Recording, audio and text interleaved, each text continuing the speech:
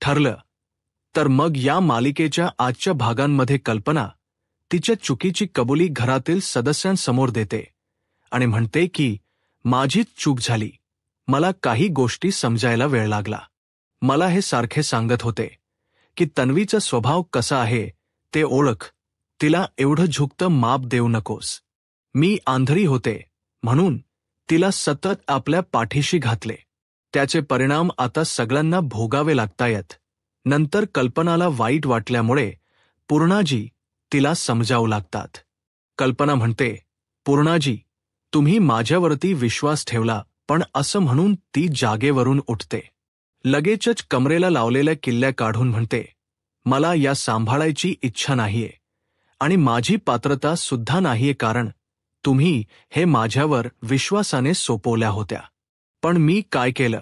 मी तर एका गुन्हेगाराला घरात राहू दिलं आणि तिला सतत पाठीशी घातले. आता यापुढे मी ही जबाबदारी नाही सांभाळू शकत, असं म्हणून ती खूप रडू लागते. सगळ्यांना धक्का बसतो की कल्पना ख्याच किल्ल्या पूर्णाजींना देऊन टाकते की काय. कल्पना लगेचच त्या किल्ल्या देवांसमोर ठेवते. सायली म्हणते, आई, प्लीज असं नका ना करू. अहो, हे घर तुमच्या आधारावर उभं आहे आणि माणसांची नाती कशी जपायची हे मी तुमच्याकडून शिकले. प्रताप म्हणतो, कल्पना, अगं त्या किल्ल्यांवर तुझाच अधिकार आहे, ठेव त्या तुझ्याकडे.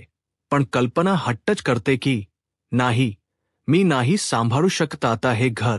तेव्हा पूर्णाजी म्हणतात, हे बघ बाळा, असा अविचार नको करू. कल्पना म्हणते, पूर्णाजी, मी आता विचार करायला लागले. असं वाटत्यम की कालच मी झोपेतून जागी झाले, पण आता जे घडतेम ना पूर्णाजी, ते स्वप्न नाहीये, खरंच ते स्वप्न नाहीये, असं म्हणून ती तिथून जाते आणि रडत असते. सगळेजण तिला अडवण्याचा प्रयत्न करतात, पण कल्पना ऐकत नाही. त्यानंतर सायली लगेचच म्हणते, पूर्णाजी, अहो, तुम्ही आईंना समजावा ना, कारण या किल्ल्यांवर, या घरावर फक्त आईंचाच अधिकार आहे. तुम्ही त्या किल्ल्या द्या ना आईंना. सायली रडतच तळमळीने पूर्णाजींना सांगत असते. तेव्हा त्या सायलीकडे पाहतच राहतात आणि त्यानंतर उठतात आणि किल्ल्यांजवळ जातात. घरातील सर्वांना वाटतं की आता कल्पनाला लगेचच पूर्णाजी किल्ल्या द्यायला चालल्या आहेत. सगळेजण खुश होतात. पूर्णाजी किल्ल्या घेऊन सायलीजवळ उभ्या राहतात आणि म्हणतात, सायली, फक्त कल्पनाच नाही चुकली, तर मी सुद्धा माणसं ओळखायला चुकले. कारण आम्ही दोघे तर या घराचा पायाच हलवायला निघालो, पण तू या घराला बांधून ठेवलंस सायली, आणि तन्वीच्या चुका आम्हाला कायमच दाखवत राहिलीस.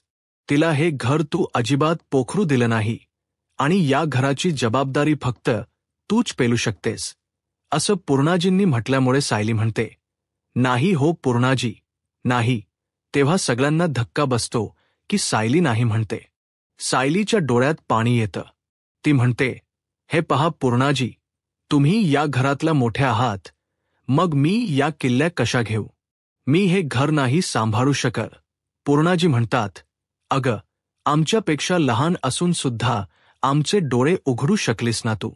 अगदी तशीच या घरची जबाबदारी घे, असं म्हणून पूर्णाजी तिच्या हातावर किल्ल्या देतात आणि सुभेदारांची खरी सून तूच आहे, असं म्हणतात. सायलीला खूप आनंद होतो. तिच्या डोळ्यातून आनंदाश्रू वाहतात. ती खूप खुश होते. घरातील सगळे जणही खुश असतात. सायली प्रेमाने पूर्णाजींना मिठी मारते. खऱ्या अर्थाने सायलीचं स्वप्न पूर्ण झालेलं असतं. तिला किल्ल्या नको असतात, फक्त घरातील सर्वांनी सून म्हणून स्वीकार करावा अशी तिची इच्छा असते, आणि तेच तिचं स्वप्न आता पूर्ण झालेलं असतं. नंतर रात्री अर्जुन आणि सायली रूममध्ये असतात. अर्जुन सायलीला विचारतो, अगं, जेव्हा पूर्णाजी तुला किल्ल्या देत होत्या ना, तेव्हा मी खूप खुश झालो होतो, कारण तुला एवढी मोठी जबाबदारी मिळते आणि तू किल्ल्या घ्यायला नाही का म्हणत होतीस. तेव्हा सायली समजावून सांगते, अहो, कशा घेणार? आईंनी किल्ल्या ठेवल्या आणि पूर्णाजींनी माझ्याकडे दिल्या. जर आईंना समजलं की या किल्ल्या माझ्याकडे आल्या आहेत, तर त्यांना राग नाही येणार का? अर्जुन म्हणतो, असं काहीही होणार नाही, आणि आपली मम्मा पूर्णाजींच्या निर्णयाला कधी विरोध करेल का? तुला माहीत आहे, पूर्णाजी कधीही कोणती गोष्ट उगाच करत नाहीत, नीट विचार करूनच निर्णय घेतात. आणि तुला सांगू, आज पूर्णाजींनी हे दाखवूनच दिलं. त्यांनी तुला कम्प्लिटली माफ केलंय आणि एक्सेप्ट सुद्धा केलंय. मी तर खूप हॅप्पी आहे, असं अर्जुन म्हणतो.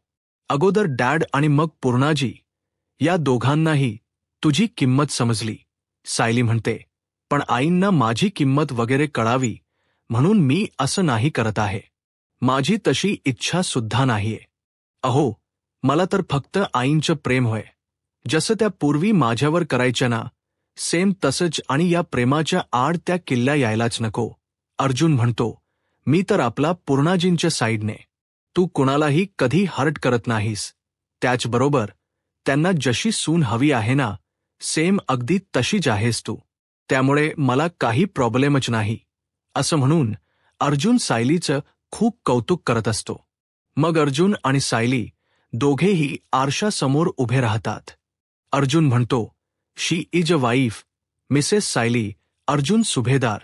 दुसरीकडे महिप्त एका अंधाया खोलीत त्याच्या गुंडांसह येतो आणि त्याचा जो पंटर राजेंद्र असतो, त्या राजेंद्रला दुसऱ्या गुंडांच्या मदतीने खूप मारतो. अक्षरशः त्याची कातडी सोलवतो. त्याचे दोन्ही हात वर बांधलेले असतात. तो मोठ्या मोठ्याने ओरडत असतो की, सोडा साहेब, सोडा साहेब. महिपच्या काळजाला पाझर फुटत नाही, कारण त्याची लेक आता जेलमध्ये असते. काही वेळानंतर त्याला मारल्यावर ते गुंड थांबतात. त्याला पुढे मारत नाहीत. ते पाहून महिप्त अजूनच चिडतो आणि म्हणतो, का थांबलात? याला अजून ठोका. तो पंटर म्हणतो, साहेब प्लीज माफ करा ना आम्हाला. अहो, माझं चुकलं. मला पोलिसांनी पकडलं होतं. मी तरी काय करू? महिप्त म्हणतो, पोलिसांनी पकडलं होत ना तुला, मग तू एक काम करायला हवं होतं. तू तिथेच पोलीस स्टेशनमध्ये भिंतीवर डोकं आपटून घ्यायला हवं होतं. नाहीतर स्वतःचा जीव द्यायचा होता ना. तू जिवंत राहिलाच कशाला? अरे, तू विलासला पैसे दिले, हे सुभेदाराला कळलं आणि म्हणून माझी पोरगी जेलात गेली. त्याची शिक्षा तुला भेटणार म्हणजे भेटणार. त्यानंतर दुसरे पंटर असतात, त्यांना दया येते. तो म्हणतो, साहेब जाऊ द्या ना, आपलाच माणूस आहे ना तो. प्लीज नका ना आता मारू त्याला. वाटलं तर त्याच्या वतीने मी माफी मागतो. पण महिप्तला खूपच राग आलेला असतो. त्याचे डोळे रागाने लाल झालेले असतात. तो सगळ्या पंटरकडे रागात पाहतो. सायली चाव्यांकडे पाहतच राहते. अर्जुन सुद्धा प्रेमाने तिच्याकडे पाहत असतो. सायली विचारते, काय हो? अर्जुन म्हणतो, बायको, ह्या फक्त किल्ल्या नाहीयेत अगं. आपल्या एक एक स्वप्न पूर्ण होतंय, त्याची ही खूण आहे. समजतं ना तुला? तेव्हा सायली लाजते आणि म्हणते, पण तुम्हाला असं वाटतं का हो, मी ही जबाबदारी पेलू शकेन म्हणून? अर्जुन हसतो आणि म्हणतो, माझा स्वतःपेक्षा जास्त विश्वास फक्त तुझ्यावर आहे. सायली त्याला प्रॉमिस करते, तुमच्या आणि पूर्णाजींचा विश्वास मी कधीही खोटा ठरू देणार नाही. मी अगदी जीवापाड जपेन या घराला. तुम्ही माझ्या पाठीशी नेहमी असाल ना? अर्जुन तिला प्रॉमिस करतो की, मी नेहमी तुझ्याबरोबर असेन, असं म्हणून दोघेही एकमेकांचे हात हातात घेतात. तर दुसरीकडे महिप्त चवताळलेला असतो. तो पंटरला विचारतो, काय तुला याची बाजू घ्यायची आहे का? मग गुडघ्यावर बस, असं तो पंटरला सांगतो. तो पंटर गुडघ्यावर बसतो आणि माफी मागू लागतो की, याच्या वतीने मी माफी मागतो साहेब, पण प्लीज नका मारू आता याला, कारण त्याला त्याच्याच मित्राची दया आलेली असते. महिप्त लगेचच बंदूक काढतो आणि त्याला गोळी घालून मारून टाकतो. बाकीचे पंटर घाबरतात आणि ओरडू लागतात. सर्वांना मोठा धक्का बसतो. महिप्त त्यांना बंदूकचा धाक दाखवून विचारतो, काय रे, अजून कुणाला याची बाजू घ्यायची आहे का? सगळेजण म्हणतात की, नाही, आम्हाला नाही घ्यायची कुणाची बाजू. महिप्त रागात म्हणतो, मग आता या गेंड्याची कातडी सोलून काढा. तो असे रागात म्हणतो. ते दुसरे पंटर असतात, ते त्या गुंडाला खूप मारतात. तो साहेब साहेब ओरडत असतो, पण कुणी ऐकतच नाही, कारण महिप्त खूप चिडलेला असतो. आता दुसऱ्या दिवशी अर्जुन अजूनही गाढ झोपलेला असतो. सायली त्याच्याकडे पाहतच राहते. त्यानंतर ती आपली पर्स आवरत असते तेव्हा तिला तिथे ती चिठ्ठी सापडते, अर्जुनला आलेली धमकीचं पत्र. ती चिठ्ठीकडे पाहतातच तिला धक्का बसतो. ती विचार करू लागते की काय करावं. तिला ते प्रसंग आठवतात की कशा प्रकारे त्या गुंडांनी ही चिठ्ठी टाकली होती. ती म्हणते, आश्रम केस तर संपली, पण या विजयामुळे यांच्यावर कोणतंही संकट अजिबात यायला नको, असा मनाशी ती निर्धार करते. एका क्षणी अर्जुनच्या जीवाची तिला खूप भीती वाटू लागते. त्याचबरोबर काळजीसुद्धा. कारण अर्जुनवर जर महिप्तने अटॅक केला तर, असं म्हणून ती अर्जुन झोपलेला असतो तिथे जाते आणि त्याच्याकडे खूप वेळ पाहतच राहते. तिच्या डोळ्यात अर्जुनच्या काळजीने पाणी येतं आणि ती त्याच्या केसांमधून प्रेमाने हात फिरवते. ती विचार करते, मधुभाऊंना वाचवण्यासाठी तुम्ही किती जीवाचं रान केलं हे मी बघितलंय.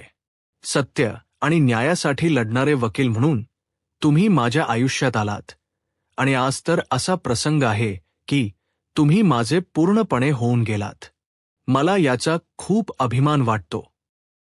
पण या केसमुळे जर तुम्हाला काही झालं ना, तर मी स्वतःला कधीच माफ नाही करू शकणार. मी तर जगूच नाही शकणार, असा सायली विचार करते आणि तिला अर्जुनच्या जीवाची खूप भीती वाटू लागते. ती चिठ्ठी फाडून टाकते. तिच्या डोळ्यात पाणी असतं. चिठ्ठी फाडून टाकल्यावर ती रूमबाहेर येते आणि मनातच विचार करते, चिठ्ठीचं गांभीर्य मला कळते, पण मला माहीत आहे की हे नक्कीच त्या चिठ्ठीकडे दुर्लक्ष करतील, कारण महिप्त आता खूपच खवळलाय आणि तरीही हे स्वतःच्या सुरक्षेचा अजिबात विचार करणार नाहीत. पण आता त्यांच्या सुरक्षेचा विचार मलाच करावा लागणार, असं म्हणून ती अगोदर रूमचा दरवाजा बाहेरून बंद करून घेते आणि त्यानंतर लगेचच किचनमध्ये येऊन डस्टबिनमध्ये चिठ्ठी टाकून देते. किचनमध्ये आल्यावर विमल तिथे असते. सायली आपली भाजी घेते आणि निवडू लागते. विमल बरोबर ती काहीच बोलत नाही. तिचं सारखं लक्ष अर्जुनकडे असतं. विमल विचारते, कणिक मळून घेऊ का हो सायलीताई? सायली फक्त हो असं म्हणते. त्यानंतर सायलीला पुन्हा एकदा विमल विचारते की भाजीमध्ये लाल तिखट टाकायचं की फक्त गरम मसाला? सायली फक्त हो च म्हणते. सायलीचं लक्ष नाहीये हे पाहता विमल विचारते, सायलीताई काय झालंय? तुमचं लक्ष नक्की कुठे आहे? सायली म्हणते, नाही हो, काही नाही. विमलला कळतं की यांना फक्त अर्जुन दादाची काळजी आहे आणि म्हणून त्या रूमकडे पाहत आहेत. दुसरीकडे महिप्तने 3 वकिलांना घरी बोलावून घेतलेलं असतं आणि पैशांची पेटी समोर ठेवलेली असते. एवढे पैसे पाहून त्या वकिलांना अक्षरशः घाम फुटतो. महिप्त म्हणतो, हे पहा, तुम्हाला वकिली शिकण्यासाठी जेवढा पैसा खर्च झाला नाही त्याच्यापेक्षा डबल पैसे आहेत हे. पण तुमच्या तिघांपैकी ही बॅग एकालाच मिळणार. जो माझ्या लेकीची केस लढणार ना त्यालाच मिळणार. अहो, ही तर फक्त सुरुवात आहे. पण वरच्या कोर्टामध्ये अपील केल्यानंतर अजून एक बॅग तुम्हाला मिळणारच. कळलं का? ते तिघेही नुसते महिप्तकडे पाहतच राहतात. महिप्त म्हणतो, आणि अपील केल्यानंतर जर तुम्ही केस जिंकले आणि जर माझी लेक सुटली तर मग बघाच बघा, असं म्हणून तो पैशांची त्यांना लालच दाखवतो. तो म्हणतो, तुम्ही मागाल तेवढ्या बघा, मी पैशांच्या देईल तुम्हाला. ते वकील विचार करू लागतात. त्यातला एक जण नुसता घाम पुसत असतो. इकडे 9 वाजून गेलेले असतात तरीही अर्जुन उठलेला नसतो. काही वेळानंतर त्याच्या डोळ्यांवर जेव्हा ऊन येतं तेव्हा तो उठतो आणि म्हणतो, बापरे, किती वाजले काय माहीत, असं म्हणून तो मोबाईलमध्ये चेक करतो. तर 9 वाजलेले असतात. तो म्हणतो, बापरे, 9 वाजून गेले, खूप लेट उठलोय, बायको ओरडणार, या भीतीने तो लगेचच दरवाजाजवळ जातो. दार उघडणार असतो, पण त्याला समजतं की दार बंद आहे. कुणी दार बंद केलं असेल. सायली इकडे हॉलमध्ये काम करत असते. प्रताप नेमका रूममधून बाहेर निघालेला असतो.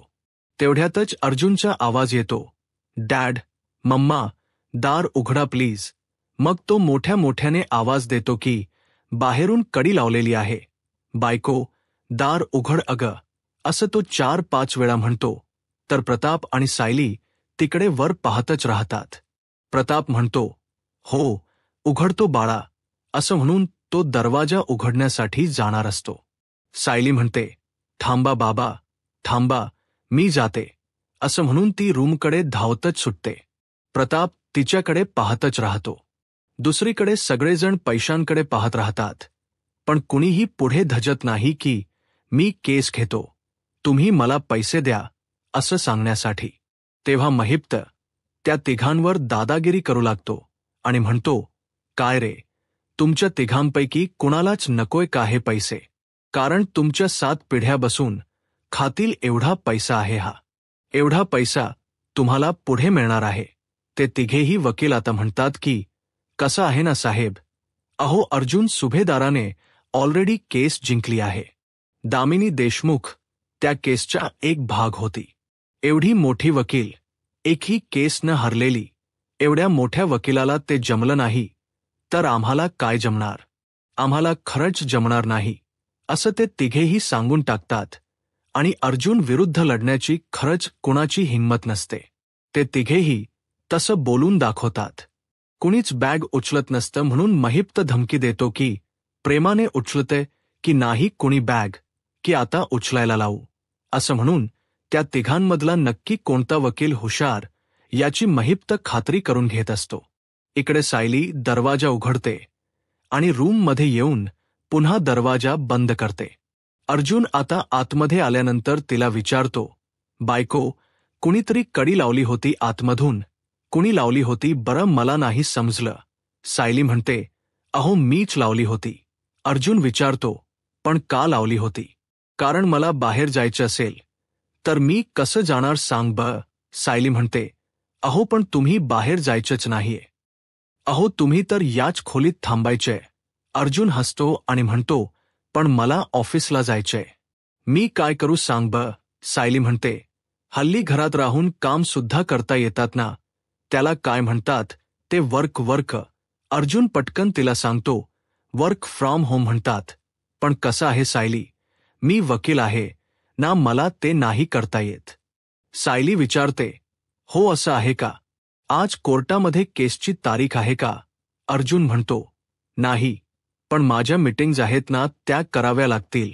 सायली म्हणते, पण त्या घरतून करता येतात ना, आता तुम्ही अजिबात या दाराच्या बाहेर जायचं नाही म्हणजे नाही. अर्जुन आता विविध कारणं देऊ लागतो की, नाश्ता अगं, नाश्ता तर करावा लागेलच ना खाली येऊन, आणि तुला माहितीये चांगलंच, पूर्णाजींना नाही आवडत असं रूममध्ये नाश्ता केलेला, जेवण केलेलं, त्यामुळे त्यांच्यासाठी तरी मला जावंच लागेल. पूर्णाजी नेहमी म्हणत असते ना की अशा खूप कमी फॅमिली आहेत, त्या एकत्र बसून जेवतात आणि नाश्ता सुद्धा करतात.